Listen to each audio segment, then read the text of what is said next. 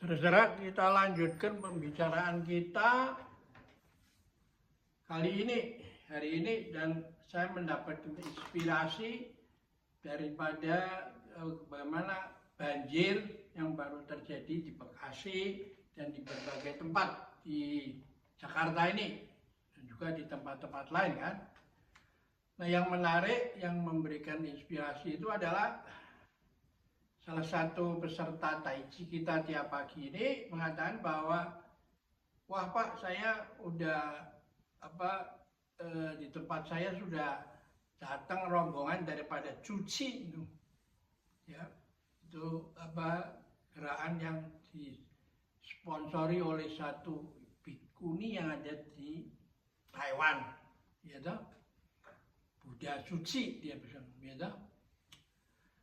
Nah, saya teringat juga informasi waktu itu ketika COVID itu. Nah, ketika terjadi COVID itu di Italia dan pemerintahnya sudah panik, lalu segera datang pesawat terbang satu bantuan dari Tiongkok sana, datang ke Italia itu untuk memberikan bantuan. Ya toh? Nah, apa sebenarnya mereka selalu dengan quick response itu, ya.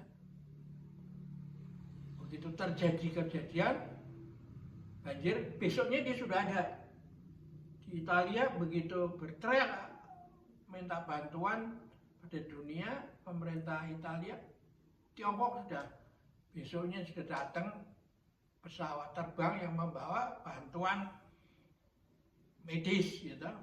Jadi mereka sudah mempunyai satu standar operating procedure, harus ada satu tim dan perlengkapan yang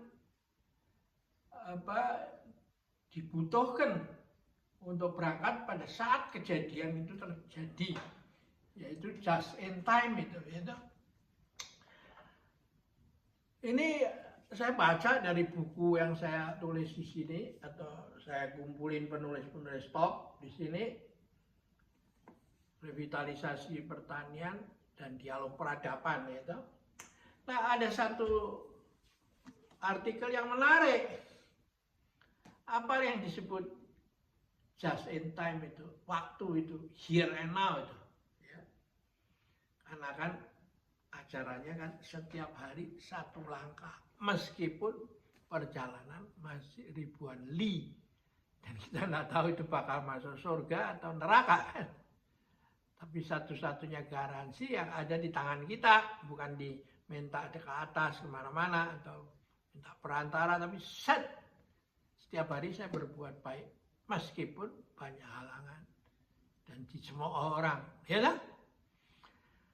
Nah, karena itu memang yang disebut konsep here and now itu tidak bisa ditunda, itu benar-benar here and now itu. Jadi artinya apa? Baik atau buruknya Anda itu bukan satu label yang bisa berlaku karena pengalaman di masa lalu dan usaha-usaha sosial yang Anda berikan pada masyarakat. Tapi apa yang Anda respon terhadap waktu here and now itu. Jadi orang tidak ada yang dikenal menjadi orang baik unless dia melakukan perbuatan baik here and now. Orang tidak bisa dikatakan diberikan label orang jahat, ya, terus dikenal sebagai orang jahat pada saat dia berubah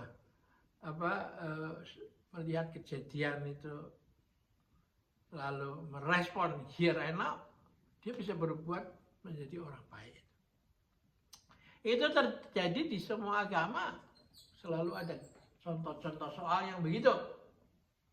Misalnya orang Samaria yang baik hati itu, ya. Orang yang dikenal tidak bertuhan dan tidak punya agama, tapi ketika di tengah jalan melihat ada seorang yang masalah atau apa, ya, dia bantu aja langsung. Dan bantunya bukan ya sekedarnya aja, terus dibawa sampai ke rumah sakit yang terdekat dan minta dilanjutkan perawatannya.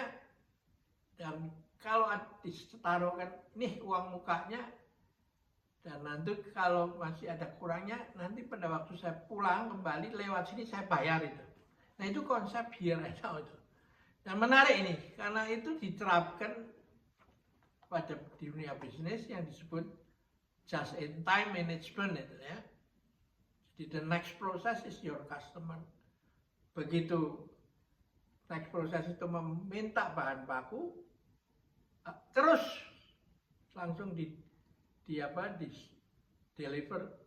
diserahkan pada saat dia dibutuhkan itu. Jadi nggak bisa ntar belum Pak lagi minta baru request PO-nya belum turun, ya toh kita lagi ngurus PO. Nah itu bukan just in time management, ya toh.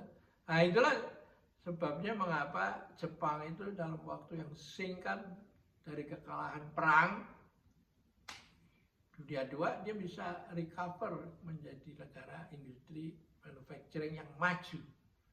Nah ini ternyata asalnya daripada sikap itu, just setiap hari satu langkah atau malah setiap detik satu langkah. Ya, satu detik ini lebih baik dari satu detik lalu sama satu detik kemudian. Nah itu diterapkan itu, dan saya perhatikan kalau ada bencana alam itu orang-orang dari cuci itu selalu besok yang lain masih rapat pengurus baru bentuk panitia, ini sudah langsung tak. Tiongkok juga sama aja ya, dua negara dengan sistem, yang satu negara komunis, yang satu demokratis, Taiwan, tapi di dalam budi pekerti ya ini DNA-nya mereka ya, kalau ada sesuatu ya direspon itu. Nah itu dalam ilmu bela diri juga diterapkan. Pada saat Anda bela diri itu bukan di dalam latihan diperlukan terus-menerus, tapi ujungnya diujinya pada saat ada dadaan. Sehingga ibarat di dalam mempelajari kitab suci itu, saya tidak tahu ayatnya dan di mana letaknya. Tapi bila diperlukan dia muncul secara spontan itu. Here and now. Nah itulah hakikat dari cerita silat itu. Budi pekerti dalam cerita silat. Dan itu dilatih bukan dengan seminggu 2-3 kali. Ya toh, ntar istirahat.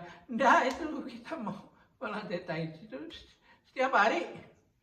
Sehingga bahkan waktu Imlek, murid saya bertanya, Pak, besok Imlek gimana? Jawaban saya hanya singkat aja. Makanya matahari pada hari Imlek istirahat. Lalu murid-murid saya percaya, aha, dan mereka besoknya hadir semua. Ya, oke. Sampai jumpa dalam kesempatan yang akan datang.